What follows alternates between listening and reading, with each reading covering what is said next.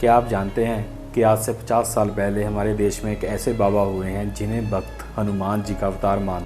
क्या आपको पता है कि दुनिया की सबसे बड़ी मोबाइल कंपनी एप्पल के संस्थापक स्टीव जॉब्स और फेसबुक के फाउंडर मार्क जुकरबर्ग दोनों की सफलता का राज भी इसी बाबा से जुड़ा हुआ है। कैसे बाबा ने फेसबुक को बंद होने से बचाया।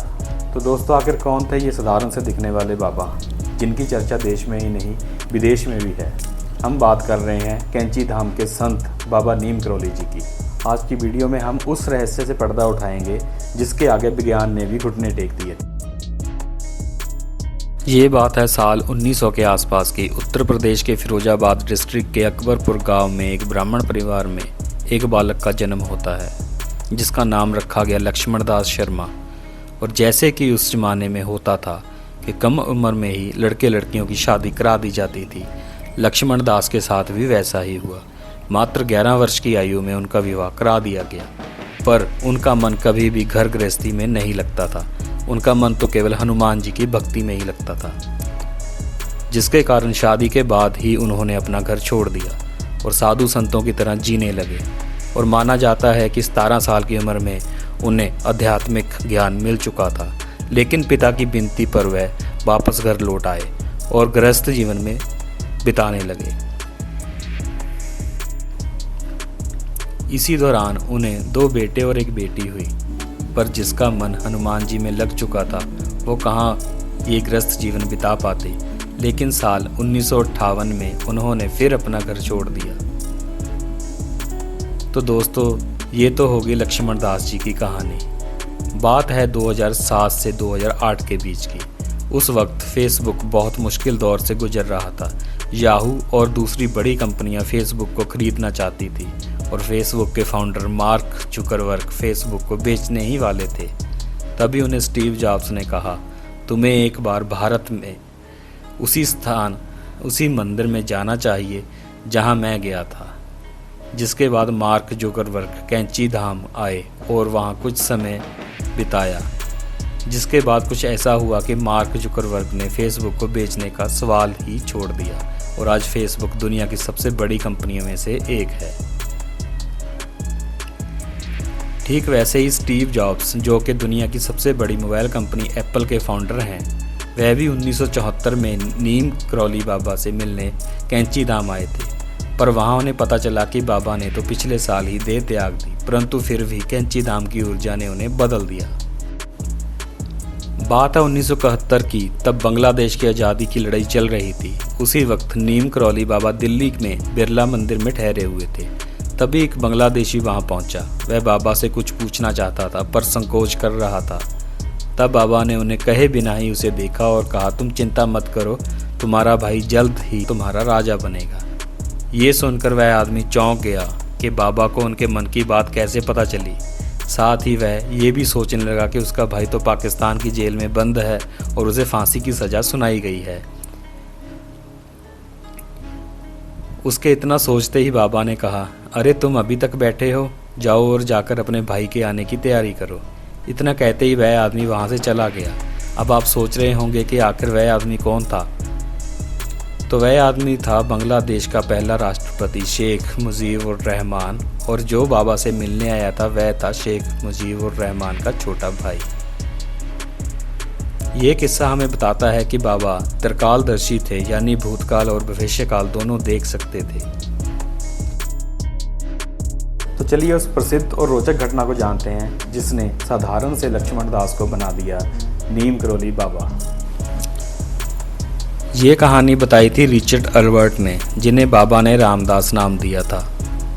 उनके अनुसार एक बार की बात है, बाबा ट्रेन में सवार होकर कहीं जा रहे थे पर उनके पास टिकट नहीं थी।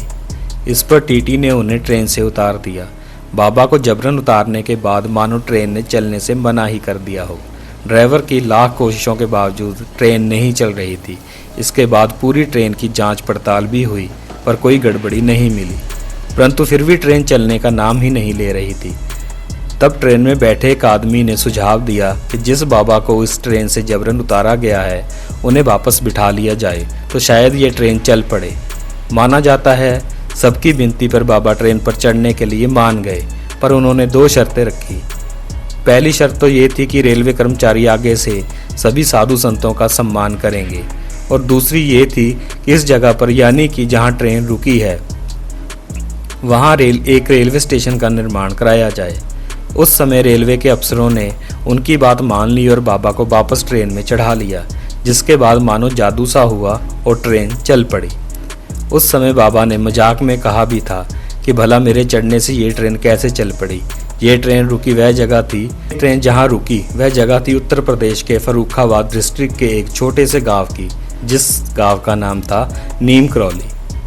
और तब से ही बाबा लक्ष्मण दास जी को नीम करौली बाबा कहा जाने लगा।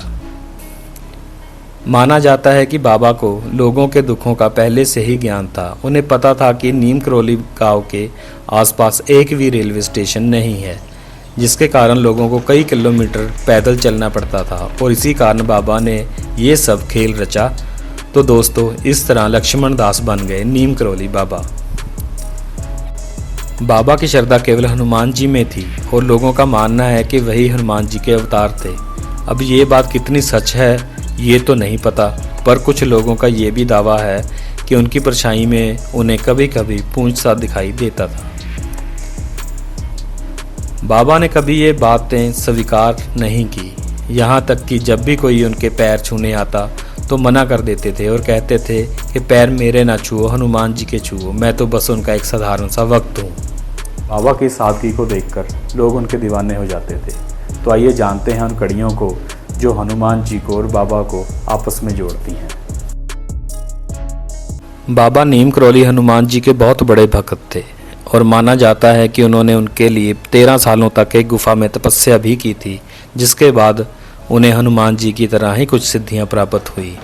इन सिद्धियों के बल पर वह एक ही टाइम में एक से अधिक जगह पर उपस्थित रह सकते थे। वह अपनी हाइट घटा बढ़ा सकते थे, भविष्य देख सकते थे और लोगों को माइंड्स को पढ़ सकते थे।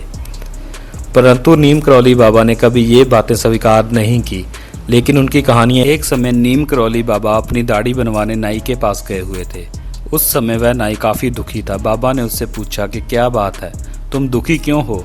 तब नाई ने दुख भरे स्वर में कहा, बाबा मेरा बेटा 3 दिनों से घर नहीं आया है। वह काम की तलाश में गया था और अभी तक उसका कुछ पता नहीं चला है। हमने सब जगह ढूंढ लिया पर उसका कहीं पता नहीं चला।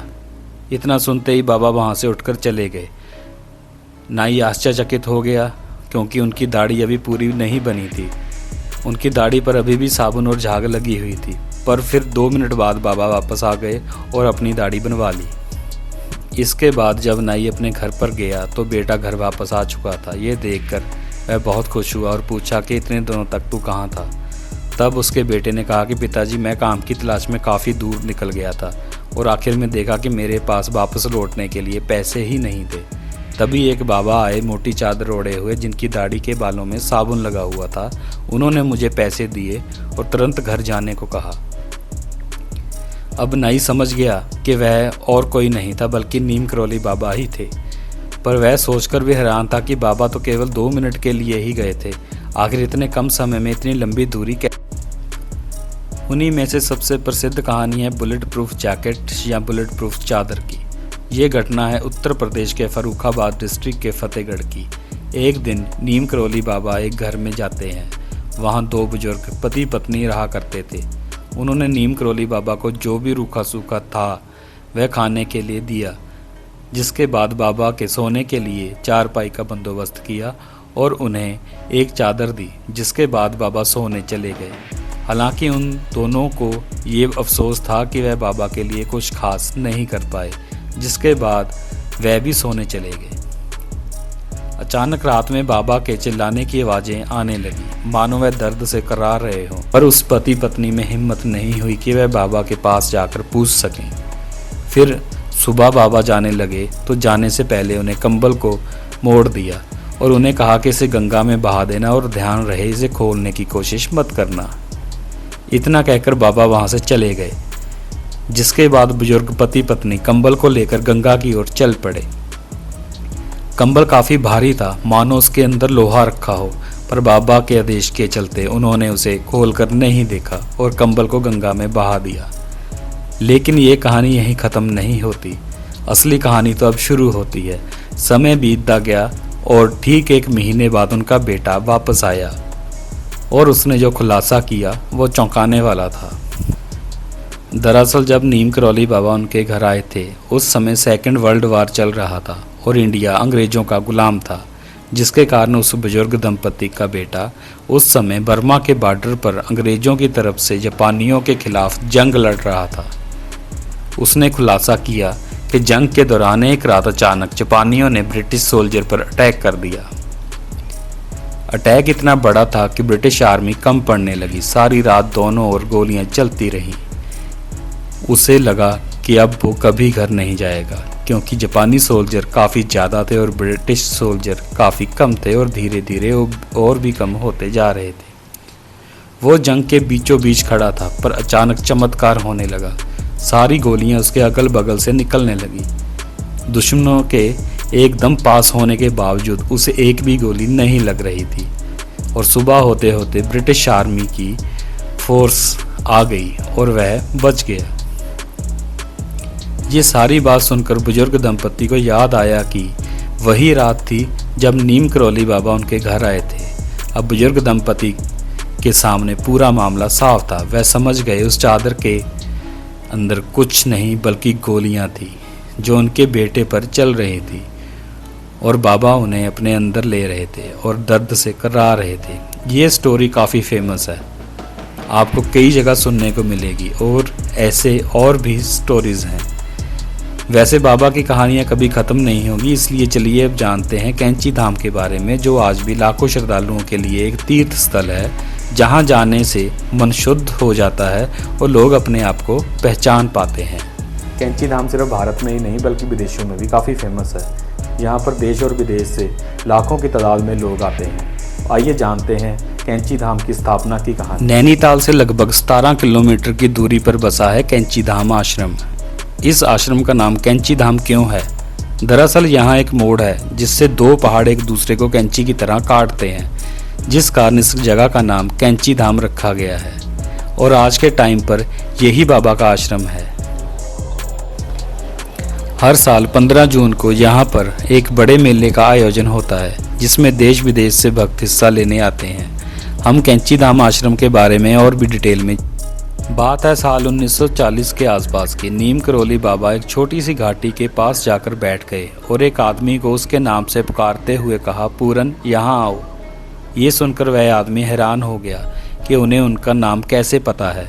बाबा उसकी हैरानी समझ गए और बोले, तुम चिंता मत करो, मैं तो तुम्हें कई जन्मों से जानता हूँ। चलो ये सब छोड़ो और मेरे लिए खाना लाओ, मुझे भूख लगी है। जिसके बाद पूरन जल्दी से अपने घर से बाबा के लिए खाना लेकर आता है। फिर बाबा बोलते हैं कि जाओ और 2-4 और आदमी लेकर आओ। पूरन और गांव वालों को लेकर आ गया। फिर बाबा उन्हें वहीं पास के जंगल में ले गए और एक पत्थर की ओर इशारा करते हुए कहा कि इसे हटाओ।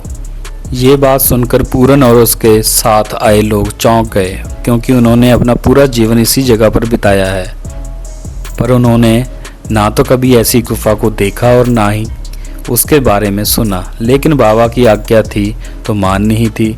जिसके बाद थोड़ी खुदाई करके पत्थर को हटाया गया। वहाँ सच में एक गुफा थी। जब पूरन और गांव वाले उस गुफा के अंदर जाते हैं तो फिर से चौंक जाते हैं, क्योंकि गुफा के अंदर ताजी यज्ञ सामग्री पड़ी हुई थी, मानो किसी ने अभी अभी यहाँ यज्ञ संपन्न किया हो। ये सब देखकर गांव वाले हैरान थे और तभी बाबा उनके मन की बात समझ गए और बोले, ज़्यादा मत सोचो, ये कोई चमत्कार नहीं और ना ही मैं कोई चमत्कारी बाबा हूँ। ये स्थान हनुमान जी का है। दरअसल ये जगह सोमवारी बाबा की तपोस्थली थी, लेकिन अब बाबा के आदेश पर गांव वालों ने नदी के जल से उस जगह को अच्छी तरह से धो दिया, साफ कर दिया था। हनुमान जी की एक प्रतिमा वहाँ विराजमान की गई।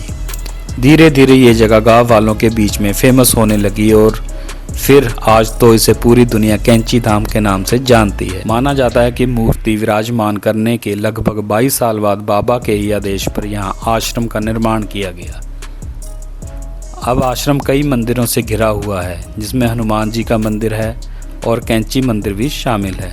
यहाँ आने वाले लोगों के लिए रहने की भी सुविधा होती है, क्योंकि बाबा मानते थे कि लोगों की सेवा करना ही सबसे बड़ा धर्म है।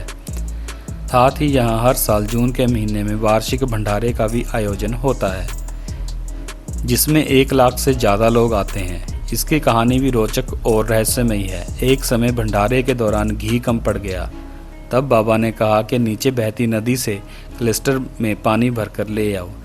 फिर उनके आदेश पर भंडारे का प्रसाद बनाने के लिए घी की जगह पानी का इस्तेमाल किया गया और देखते ही देखते पानी घी में बदल गया। ये सारी कहानियाँ तो ख़त्म होने से रही, इसलिए चलिए हम जानते हैं नीम करोली बाबा के आश्रमों और उनकी आखिरी पलों के बारे में।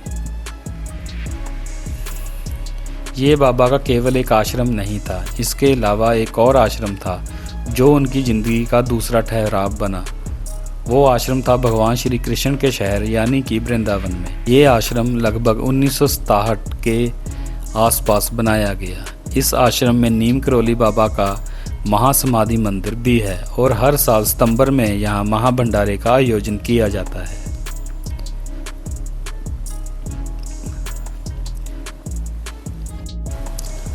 इसके साथ यहाँ हनुमान जी का मंदिर, सीता राम मंदिर और शिव जी योगशाला मंदिर भी हैं। और सबसे बड़ी बात तो ये है कि अपने जीवन के आखिरी 10 साल कैंची धाम में बिताने के बाद नीम करोली बाबा जी ने वृंदावन को अपने देह त्यागने की जगह चुनी।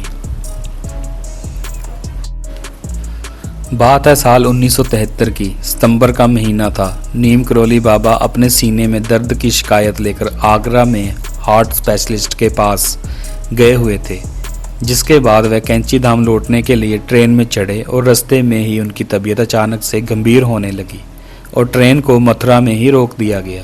उसके बाद बाबा के आदेश पर उन्हें वृंदावन आश्रम ले जाया गया। वहाँ डॉक्टरों ने उन्हें इमरजेंसी में एडमिट किया, उन्हें इंजेक्शन दिया और उनके चेहरे पर ऑक्सीजन मास्क लगाया। पर वह डॉक्टर कहाँ जानते थे कि जो उनकी समस्या को बिना बोले ही समझ लेते हैं, क्या वह अपनी समस्या नहीं समझ पाएंगे।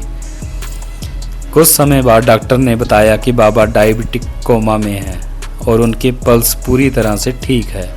अचानक महाराज जी उठे और अपने चेहरे से ऑक्सीजन मास्क उतार दिया और कहा, ये सब बेकार है, जाओ मेरे लिए गंगा जल लेके आओ।